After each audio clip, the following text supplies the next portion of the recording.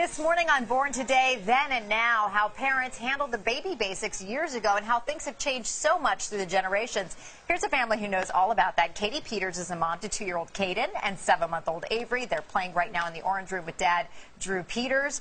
And they are expecting, by the way, a third baby in January. Talk about back-to-back. Well, Diane Fabian is Katie's mom, who raised 3 kids herself. Bunny Fabian is Katie's paternal grandmom, who's raised 6 kids, the first born in 1948. Also with us, pediatrician Ari Brown, the co-author of Baby 411. Good to see everybody. Nice So, to see you. first of all, Dr. Brown, you collect baby books. You Yes. got one here from the 40s. Amazing. For example, breastfeeding. What does it talk about breastfeeding? Well, actually, this one is from the turn of the century, wow. 1900, and actually supports breastfeeding. From 1940 to 1980, though, with the rise of infant formula, that's when less than 25% of babies were actually breastfed. Today, over 75% of babies are breastfed, and that's because we know their benefits for mom and baby. Yeah, and Katie, you bottle-fed your first child, Caden, but you breastfed Avery. Yes. And how did you feel about the breastfeeding? Did it take naturally for you? After Caden was born, I was terrified of breastfeeding, so I was completely adamant against it.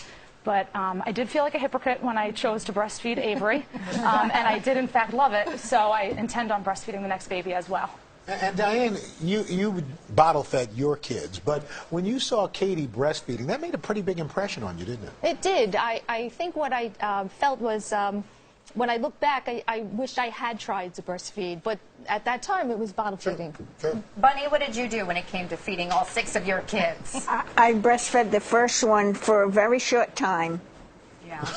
and he was really, really too hungry. I had to feed him formula. Yeah. Okay, but back then it wasn't that there wasn't a stigma against bottle feeding or breastfeeding, was there? I went to a doctor that told me I had to breastfeed. Really? Yes. Interesting. Back then, they told you had to do it. Things have really changed, though, Dr. Brown, when it comes to feeding. What about the switch to solid foods? Right, What do and we see on I that have to front? say, I've now written 6 editions of my baby book. Solid foods, that's the #1 that I've had to revise every time. And so we used to actually recommend, back in the day, she started probably solids at 9 months of life.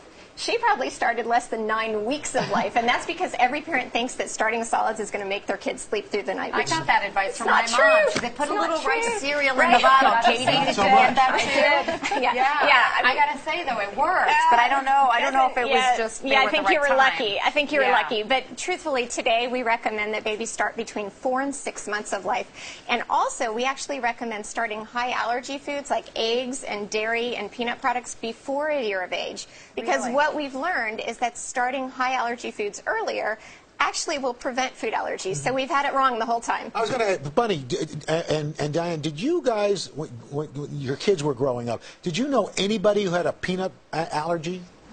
I didn't know. Yeah, Neither did I. But Katie, you probably did. A lot. Yeah. Yeah. And what is that? What's that about? Right, and so there's a hygiene hypothesis where people think that because kids are not seeing a lot of things in the environment anymore, that our immune system somehow takes it out on us, and so then we start developing food allergies. So that's one of the things, is early exposure to these high allergy foods reduces that risk of your immune system turning on you. Now, talking sleep safety really quickly, because always important to bring this up, is also a generational divide here that you're seeing. It was back then, it was had the baby sleep on their tummy, but now, of course, it's sleep on their back. Right. Every grandmother will tell you babies sleep better on their tummies, right? Absolutely. And it's true, but it's not safe because it increases the risk of SIDS.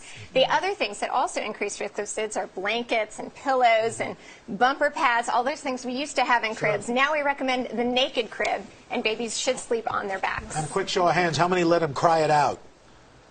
To the Ferbrizing. You cry it out? I did too. Yeah. Ladies, thank you so much for being here.